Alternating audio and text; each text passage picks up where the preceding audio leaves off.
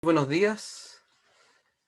Quiero invitarlos a leer la palabra del Señor en el libro de Nehemías, que es el libro que estamos estudiando en este tiempo, en el capítulo 6, y daremos lectura a los versículos 1 al 19, que es el capítulo completo, y dice así la palabra del Señor. Voy a leer en la Nueva Versión Internacional.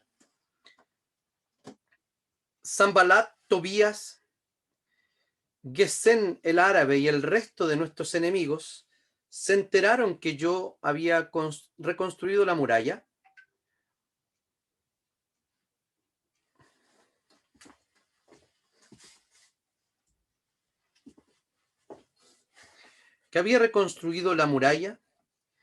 y de que se habían cerrado las brechas, aunque todavía no se habían puesto las puertas en su sitio.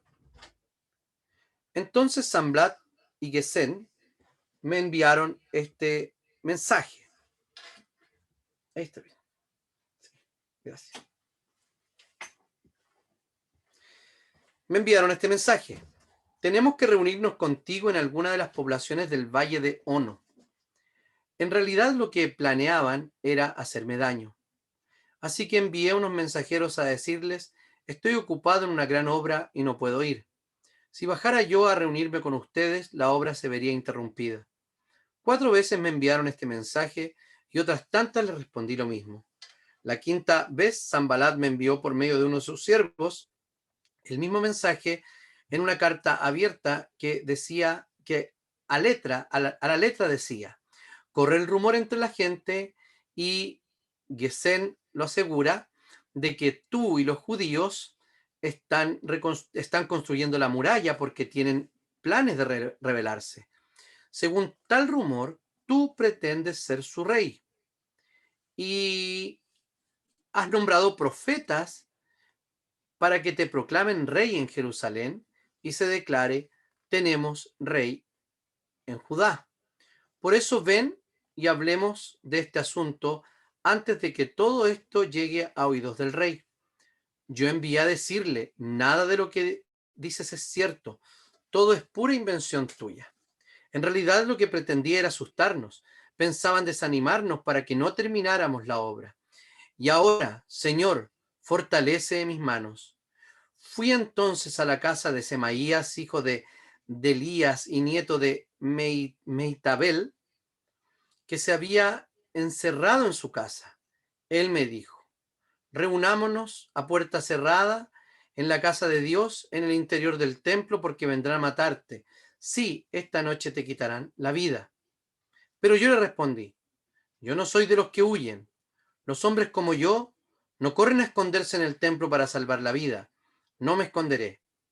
Y es que me di cuenta de que Dios no lo había enviado, sino que se las daba de profeta porque Sanballat y Tobías lo habían sobornado. En efecto, le habían pagado para intimidarme y hacerme pecar siguiendo su consejo. De este modo podrían hablar mal de mí y desprestigiarme. Dios mío, recuerda las intrigas de Sanballat y Tobías. Recuerda también a la profetisa Noadías y a otros profetas que quisieron intimidarme. La muralla se terminó el día 25 del mes de Elul. Su reconstrucción había durado 52 días. Cuando todos nuestros enemigos se enteraron de esto, las naciones vecinas se sintieron humilladas, pues reconocieron que ese trabajo se había hecho con la ayuda de nuestro Dios. En aquellos días, los nobles de Judá se mantuvieron en estrecho contacto con Tobías, pues muchos judíos estaban aliados con él en vista de que era yerno de Secanías, hijo de Araj, y de que su hijo Johanán era yerno de Mesulán, hijo de Berequías.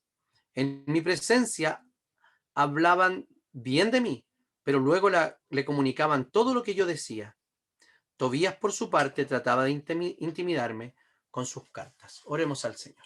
Señor, te damos infinitas gracias por tu palabra leída en esta mañana. Te rogamos que nos ayudes, que nos bendigas, que abras nuestra mente y nuestro corazón para entenderla, para atesorarla y también, Señor, para practicarla. Oramos en el nombre y en los méritos de Jesús. Amén.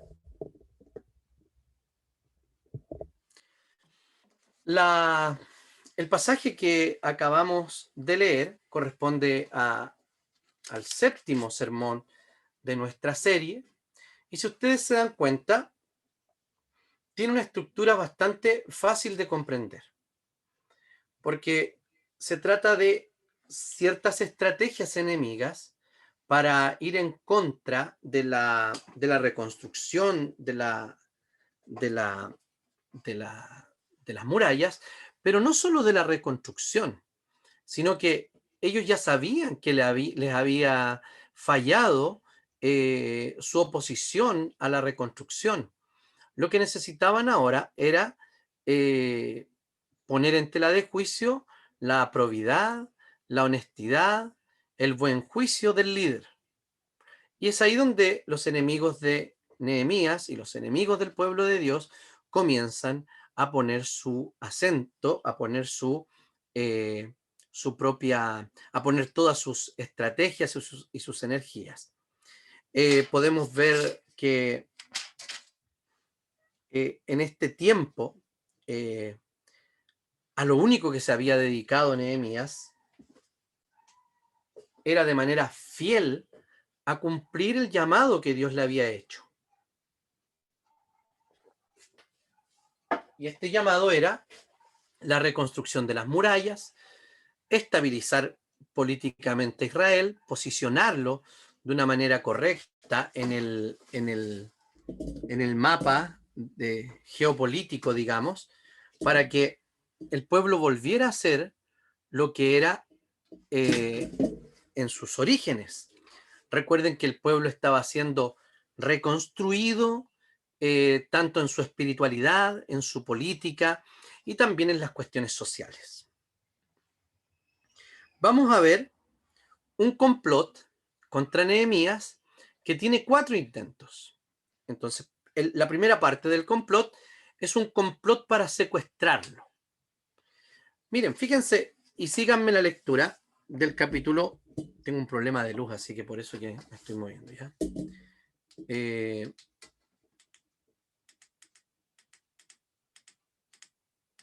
No le achunto nunca esto. Ahí sí. Nehemías era una amenaza para ellos y para su propio poder. Entonces lo primero que intentan es secuestrarlo. ¿Cómo lo hacen? De manera muy ingenua, le dice, oye, tenemos que reunirnos contigo en alguna de las poblaciones del Valle de Ono. No es absurdo que se quieran reunir con él, porque las reuniones de ese tipo eran bastante comunes en ese tiempo, como lo son ahora.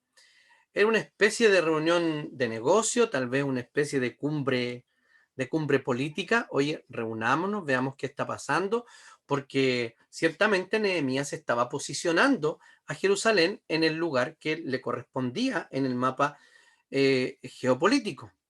Entonces, lo primero que hacen es querer secuestrarlo. Y le mandan innumerables veces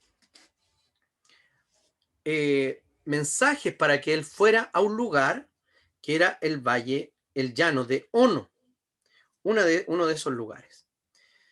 Ya no podían detener la obra, pero sabían que podían detener al líder. Y claramente una construcción de una ciudad, por más fortificada que esté, si el gobernante no es un gobernante sabio o no tiene gobernante, claramente esto va a colapsar. Y esto lo podemos ver hoy en día también, con países que tienen tal vez muchos recursos económicos, sin embargo, no han superado problemas sociales básicos. Convengamos entonces que Judá no solo necesitaba la reparación de las murallas, sino que también necesitaba restaurar y las puertas, sino también un líder piadoso que fuera capaz de influenciar al pueblo y llevarlo al temor de Dios. Por eso es tan importante el papel y el lugar del liderazgo cristiano. Es altamente probable que el enemigo intente atacar al liderazgo de la iglesia. Muchos dicen, sí, porque cae la cabeza y caen todos. Sí, es posible, o también no. Yo también creo que eso nace de una sobreestimación del liderazgo cristiano. Eh, si algún líder de esta iglesia fuera derrotado o fuera más bien hecho tropezar por Satanás con un pecado público, los ojos deben seguir puestos en Jesucristo y no en el líder, pero el líder cumple una función y un rol fundamental. Recuerden que nuestros catecúmenos hoy día, la semana pasada les hacíamos preguntas y nuestro sistema de gobierno es representativo, pero no en el sentido solamente en el sentido parlamentario o que estamos eligiendo una especie de diputado para que represente nuestros intereses en el gobierno de la iglesia, sino que lo que estamos eligiendo también es quién representa la autoridad de Dios para nosotros. En el sistema presbiteriano, la mayoría o el voto contrario, que es minoría, es un voto vencido. ¿En qué sentido? En que si usted vota por un presbítero, ese presbítero no sale y justo su candidato no salió, confiamos que el Espíritu Santo se ha manifestado en esa asamblea para decirnos que esta persona es una de las que tiene que gobernar. Es voto vencido en el sentido de que, ok, no voté por él, pero como somos una asamblea, como somos una congregación, yo reconozco la autoridad que tiene esta persona delante de mí porque la hemos elegido para que represente la autoridad de Dios delante de nosotros. eh, Nehemías sabe lo que está pasando. Primero, él se da cuenta inmediatamente que es una trampa. Va a un lugar que era lejos de donde él estaba, más o menos a 11 kilómetros. En las condiciones de la época, Nehemías necesitaría por lo menos casi una semana para trasladarse. O sea, tenía que estar un día, tal vez un poco más de trayecto hacia el lugar, quedarse en el lugar para la reunión, para la cumbre, y luego volver a Jerusalén, y eso le significaba abandonar la obra, la dirección de la obra a la cual Dios lo había llamado. Aquí nosotros podemos ver a Nehemías como un hombre que tenía claras sus prioridades, pero que no estaban regidas por una estructura mental de prioridades, de que sí, yo tengo una disciplina de prioridades. No, no solo era disciplinado Nehemías, sino que él era un hombre que escuchaba al Señor. Él estaba permanentemente orando y se da cuenta de que lo que querían era hacerles daño. Él no les mintió, les dijo que no podía ir porque estaba trabajando. Así que podría parecer altanero, pero no, era un discernimiento espiritual que había hecho de sus enemigos y no se iba a exponer. En buen chileno, no iba a pisar el palito, la trampa, para que ellos pudieran secuestrarlo e incluso matarlo. Nosotros habitualmente estamos muy acostumbrados a responder a toda agresión. Y en buen chileno también pisamos el palito, ¿cierto? Esto lo podemos ver, por ejemplo, en redes sociales. Eh, yo piso el palito, porque hay gente, por ejemplo, que habla mal de la Iglesia Presbiteriana de Chile, incluso una persona habla mal de nuestro Summer Theology, nos puso algo así como Summer Progre Theology, y de progre no tiene absolutamente nada. Eh, yo a esta persona la enfrenté públicamente en las redes sociales, invitándolo a conversar sobre los temas que tiene él, que él no es de nuestra iglesia, fue de nuestra iglesia, de la primera iglesia de Santiago, creo, de Valparaíso, no estoy seguro, creo que de Valparaíso, y él está constantemente agrediéndonos, y yo le he invitado innumerables veces a conversar. Probablemente he pisado el palito. Bueno, pero ante mis ojos se han borrado las invitaciones que le he hecho a conversar. No creo que nos esté viendo, tal vez sí. Querido, si tú quieres hablar, estamos disponibles para el diálogo siempre. Pero estas cosas no nos deben distraer de lo que el Señor nos ha mandado a hacer, que es hacer discípulos, que es predicar el Evangelio. Y el Evangelio es que las personas reconozcan por el poder de la palabra y del Espíritu Santo que son pecadores y que Cristo ha muerto por ellos. Y luego educarlos en la fe y en la fe de los apóstoles, en la fe bíblica y también en la fe reformada, que es nuestra tradición, y en términos muy generales, una fe conservadora. ¿Por qué razón? Porque bebe de la Escritura, la cual es inerrante, la cual es infalible, que no tiene errores. Eso es lo que creemos de la Biblia. Entonces, Nehemías era evidentemente un hombre mucho más sabio que les dijo, no tengo tiempo para conversar, no tengo tiempo porque lo que querían era secuestrarlo. Bien, a lo mejor el hermano cree que lo queremos secuestrar. No, yo quiero simplemente conversar. 4 veces le insiste, muchas veces le dijo que no podía porque estaba en otra labor. Eh, Nehemías, como dije, ya sabe que está siendo presionado y la presión aumenta. Vamos al complot para desprestigiarlo.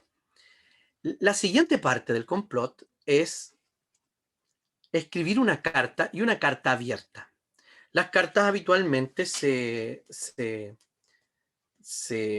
ponían, digamos, en un sello para guardar su contenido, pero esta carta era una carta abierta, una especie de cartas al director, tal vez una publicación en una red social, si hoy día pudiéramos llevarlo a eso, pero parece que era algo más serio, digamos, esta carta abierta. Y lo que estaba diciendo allí esta carta abierta era que, mira, tú estás haciendo lo siguiente. Yo no tengo certeza, decían los firmantes de la carta, sino que corre el rumor. No había ninguna certeza, simplemente corría el rumor. Y es probable que ellos estuvieran mintiendo. ¿Saben qué? Es muy habitual este método para criticar o para hablar mal de alguien. No soy yo quien lo dice, es la gente, el mundo, todo el mundo está hablando de esto y de esto otro. No soy yo.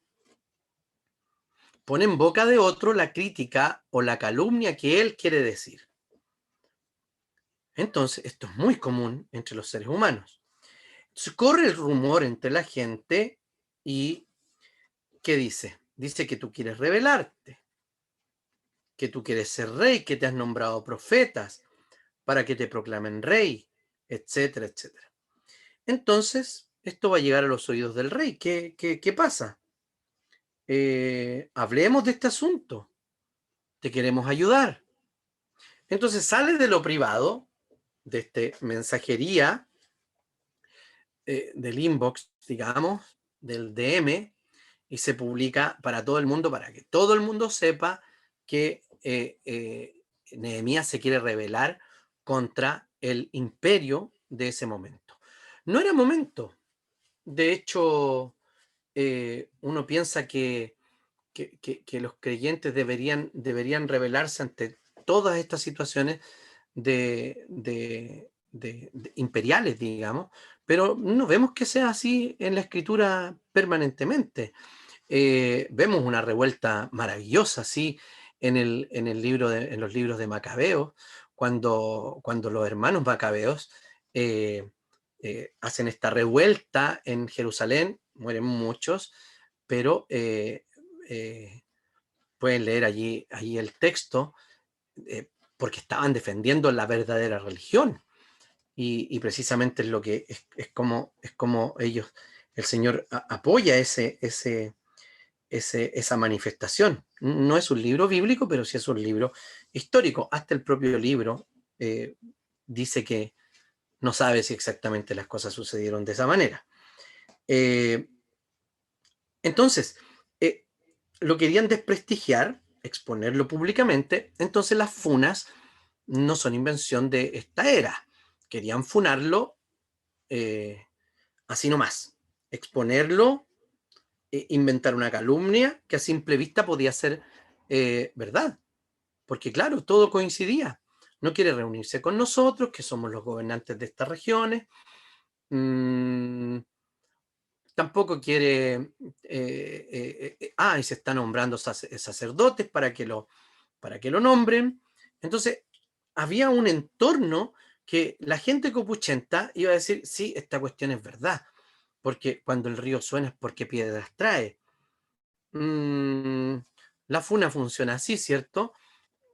No hay ninguna imputación, no hay ninguna comprobación, simplemente la persona es acusada y pasó. Bueno, en ocasiones claramente es cierto y se comprueba, pero a veces no. Eh, entonces, cuando miramos esta funa que le pretenden hacer a Nehemías, o le hacen a Nehemías, él sigue el camino bastante diplomáticamente. Fíjense, cuando dice en el versículo 6, él no se queda callado, sino que por una nota le dice nada, o por un mensaje, nada de lo que dices es cierto, todo esto es pura invención tuya. Y Nehemías de nuevo se da cuenta, dice, lo que quieren hacer es atemorizarnos, lo que quieren hacer es intimidarnos. Eso es lo que querían. Los querían desanimar para que la obra no fuera terminada. Entonces, cuando, cuando Nehemías identifica la intención, él debe decidir, porque hay una situación en la que él va a ser afectado.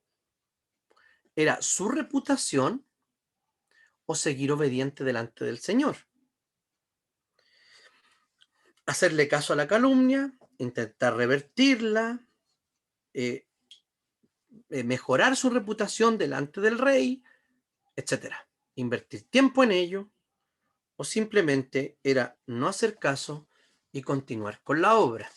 Claramente Nehemías no tenía su identidad puesta en lo que los demás pudieran decir de él.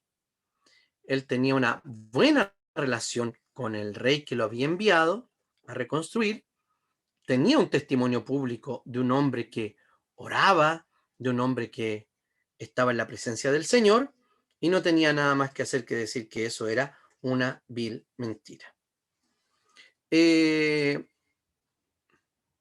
No se defendió, dije, pero ¿saben cómo termina la sección?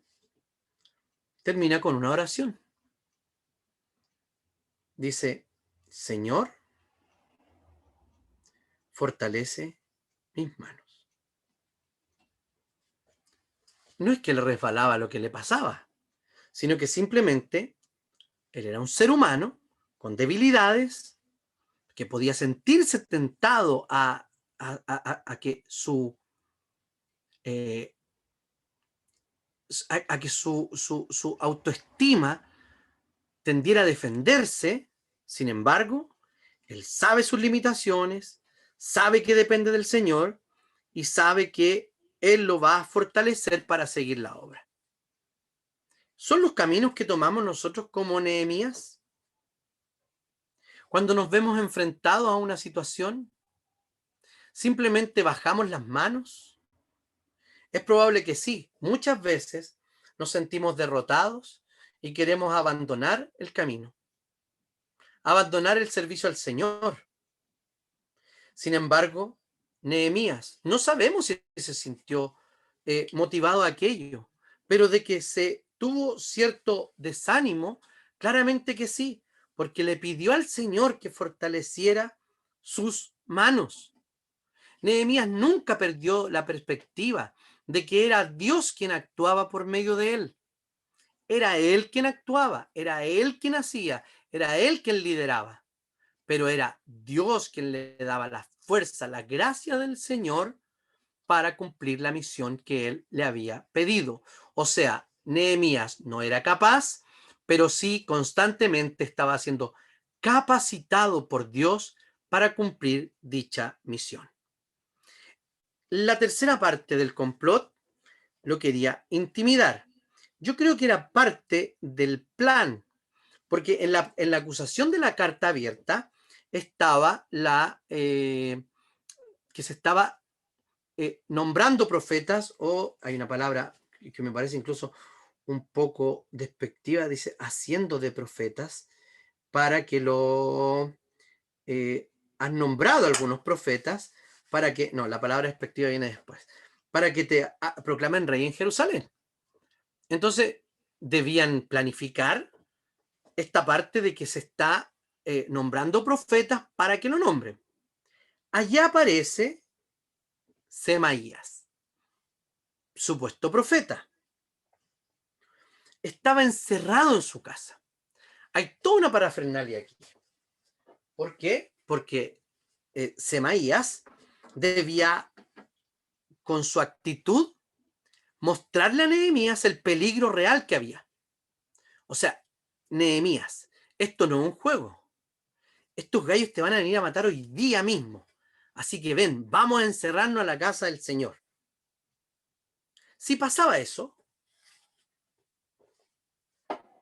y miramos la acusación, la gente iba a decir, oh, realmente Nehemías está haciendo esto porque quiere nombrarse rey.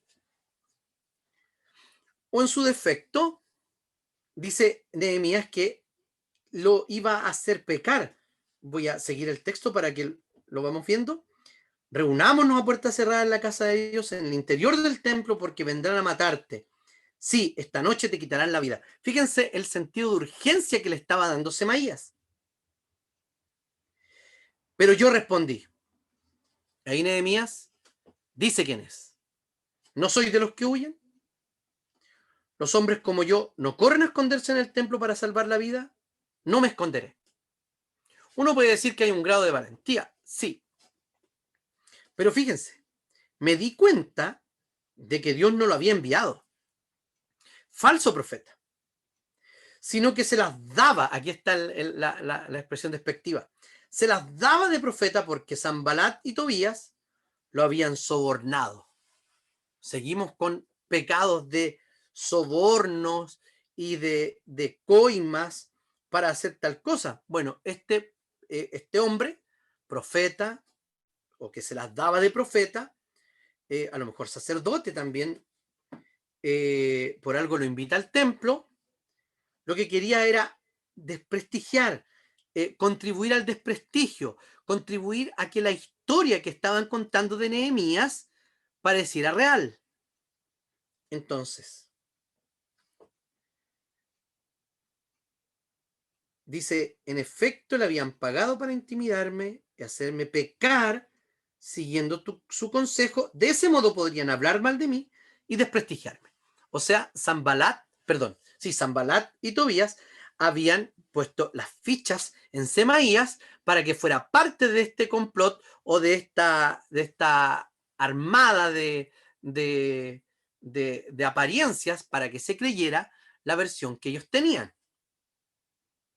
Planificaron todo, pero Nehemías, un hombre de Dios, iba un paso adelante, discerniendo que ellos estaban haciendo un complot en contra de él.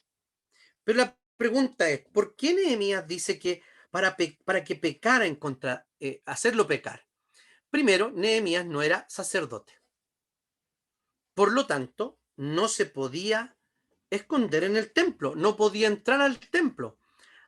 Hay narraciones donde por mucha necesidad, por ejemplo, en el caso de David, él entra al templo, toma los panes de la proposición y se arranca porque había una necesidad imperiosa. Pero hay otros pasajes donde reyes se las quieren dar de sacerdotes y ofician en el templo, y lo que sucede es que ellos son condenados a muerte, con enfermedades, etc. En este caso, si Nehemías caía en la trampa, no tenía ninguna razón real para entrar al templo. Entonces, eso era el primer pecado, estar en un lugar donde él no podía estar. Recuerden que los hombres llegaban hasta cierto lugar, estaba el atrio el patio de las mujeres, luego una división donde estaba el patio de los hombres, y de ahí para adelante podían acercarse a ciertos lugares, pero ya entrar al templo no lo podían hacer. O sea, el lugar santo era única y exclusivamente para los sacerdotes. Pero había otro pecado, el pecado que tal vez no iba a ser evidente para todos, pero el pecado era que iba a desconfiar de Dios, le iba a hacer caso a la mentira del diablo, de que Dios no era capaz de proteger su vida. Si tenía una misión que cumplir, no solo Dios le iba a dar la misión, sino que le iba a dar la salud, le iba a dar la vida, le iba a dar los medios para cumplirla. Y es la convicción que tenemos que tener nosotros respecto de nuestro testimonio fiel y responsable en el mundo. El Señor nos va a dar las capacidades. El Señor nos provee para que nosotros podamos servir en el mundo. Aquella persona que dice que no tiene capacidades está prácticamente renegando de la asistencia de Dios. El primer pecado iba a ser ceremonial, pero el segundo pecado se trataba, el primero ceremonial sobre la santidad de Dios, y el segundo se trataba sobre el poder de Dios, la providencia de Dios, la soberanía, el reino y el gobierno del Señor. ¿Confiaba o no confiaba en quien gobernaba? Sería una evidente desconfianza entonces y un abandono al llamado que Dios le había hecho. Una vez más, Nehemías termina esta sección orando. Dios mío, recuerda las intrigas de Sanbalat y Tobías. Recuerda también a la profetisa Noadías y a los otros profetas que quisieron intimidarme. Esto no era cuento nuevo. Esto ya había pasado. Y lo que está haciendo, le está entregando sus enemigos al Señor. Señor, acuérdate. Tú hazte cargo de ellos. No son mi responsabilidad. Yo no voy a combatir con ellos. Señor, acuérdate tú de ellos. Y entrega a sus enemigos al Señor. ¿Cuántas veces nosotros hemos querido luchar de manera independiente? Porque hoy día nuestra cultura, incluso la cultura evangélica, nos dice que saquemos el héroe que está en nosotros. Saquemos el mejor hombre, mujer que podamos ser. Y eso no se hace con esta especie de declaraciones o de autoayuda, sino que la mejor versión de nosotros mismos es Cristo Jesús, porque a su imagen estamos siendo transformados. ¿Oramos y entregamos los enemigos al Señor? ¿O tratamos de hacernos cargo, de combatir? Entreguémosle los enemigos al Señor. Y no solo los enemigos humanos, sino también el propio pecado, nuestras ansiedades, lo que está impidiendo que sirvamos a Dios con todo nuestro corazón. Y en último lugar, el complot para desautorizarlo. La fe, la convicción que tenía Nehemías en el poder de Dios lo llevó a no distraerse, a dejar de lado su reputación, a no tener miedo a los hombres, a temer más a Dios que a temer a los hombres, y de esa manera terminar la obra en un tiempo récord, O sea, en un tiempo de perdón, 52 días. Todos los enemigos se enteraron de esto. Todos vieron que a pesar de la lucha, a pesar del complot que habían iniciado contra Nehemías, contra la obra de Nehemías, no había dado ningún resultado. Dice que las naciones se sintieron humilladas, pues reconocieron que el trabajo se había hecho con la ayuda de nuestro Dios. Sabían que era una obra humana prácticamente imposible. Y aquí tenemos cómo hasta los impíos son capaces de darse cuenta que hay cosas que el ser humano no puede lograr y que solamente el poder de Dios transformador, el poder transformador del Espíritu, y le pueden llamar como quieran, es quien hace realmente las obras de transformación. El versículo 16, como dije, nos da las noticias de estas naciones. Pero fíjense, no solo tenía enemigos dentro, fuera, sino también dentro estaban mezclados, porque tenían parentescos con, con paganos. Y este parentesco con pagano esta levadura había leudado toda la masa.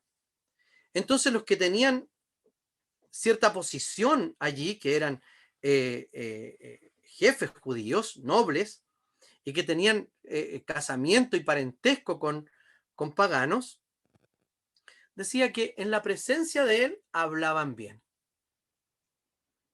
pero le contaban todo a Tobías para que él siguiera haciendo documentos e intimidando a Nehemías. Como dije, los nobles querían poner en duda y querían desestabilizar la autoridad del llamado de Nehemías. Tenía enemigos muy cerca a Nehemías, según acabamos de leer en el versículo final, el versículo 19. No eran enemigos declarados. Los enemigos no declarados son los enemigos más peligrosos. Aquellos que usted tiene a un lado. Aquellos que en chileno le llamamos que son capaces de sobar el lomo. O sea, que son capaces de hablar bien de uno, de adularlo, de decirle cosas bonitas, pero cuando habla con otros, lo que quiere que es desacreditarlo. Ya dije en antes que los líderes estamos expuestos a este tipo de situaciones, pero no se ve a usted en este lugar. Y no hablo de levantar la mano contra el ungido, ni nada de eso. Hablo de violar la ley de Dios, de levantar falso testimonio, de la mentira. Si usted tiene algo contra alguien, acérquese, pero no busque aliados para orar por esta persona, para desacreditarlo evangélicamente y hablar mal de esa persona. Uno puede cometer errores. Uno puede hablar mal de la gente. De hecho pasa y lo hacemos. Pero ¿dónde está la diferencia? La diferencia está en que si hemos pensado mal de alguien, si hemos hablado mal de alguien, usted vaya y converse con esas personas.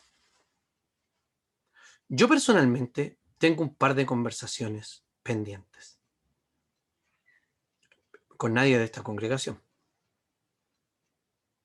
¿Usted tiene conversaciones pendientes porque pensó mal? ¿Porque se hizo una mala idea? ¿O porque en un momento de rabia dijo algo? ¿O simplemente usted es de las personas que se hacen loco nomás y ya pasó y punto y lo va a olvidar? Esto no va a afectar en nada. ¿Cuántas veces usted se ha visto adulando a su pastor, a los presbíteros, a los diáconos de la iglesia? Pero en la intimidad, hablando mal de ellos, sigo en chileno, pelando, chismeando.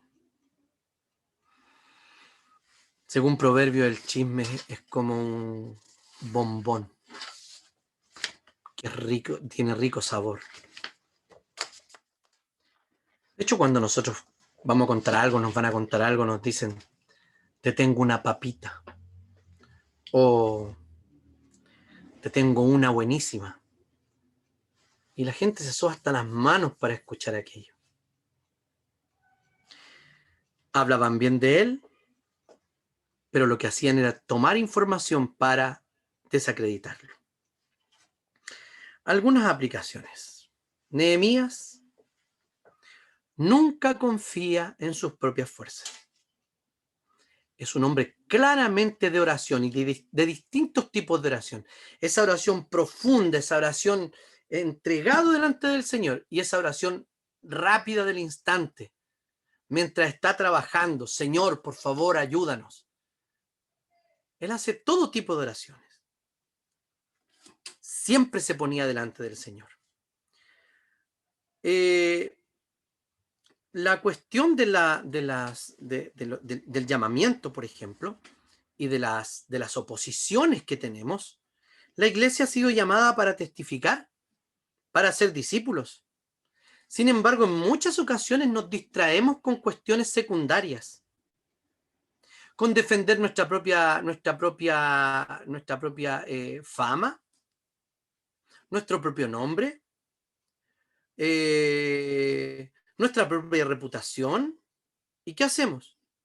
El enemigo empieza a ganar porque nos distrae y nos saca de la misión, haciéndonos creer que estamos trabajando por el evangelio.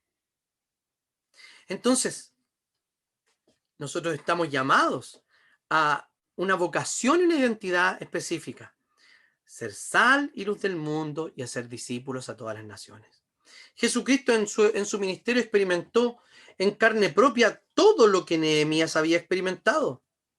Fue calumniado, intimidado, acusado injustamente, tenía a sus principales enemigos incluso dentro de su propio grupo más cercano.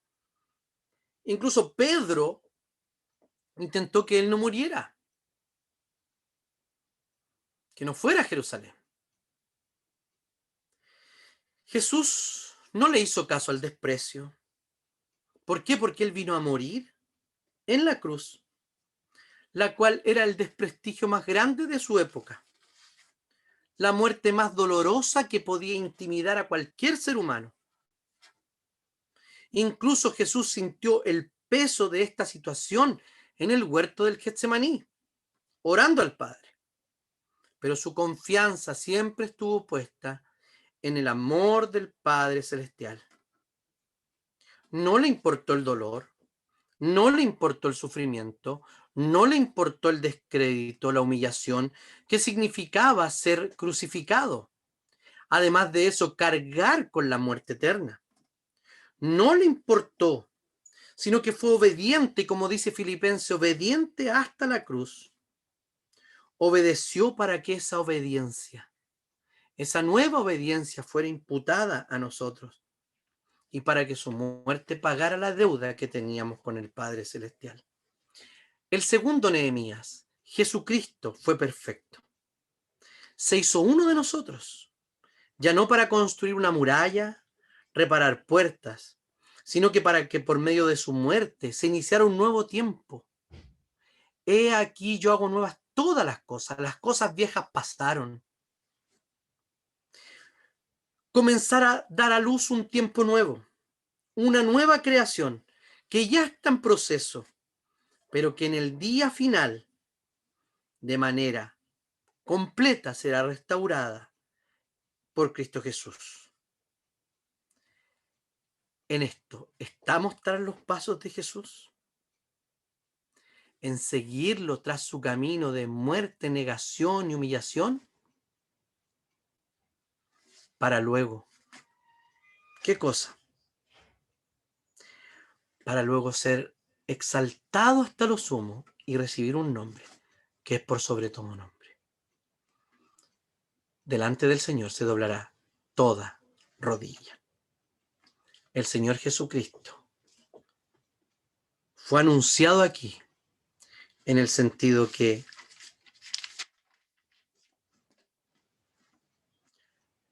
esta humillación, estas malas palabras, llevaron a la reconstrucción rápida de una muralla y de sus puertas.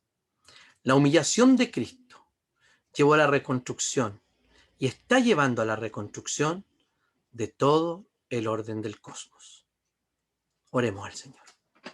Señor, te agradecemos infinitamente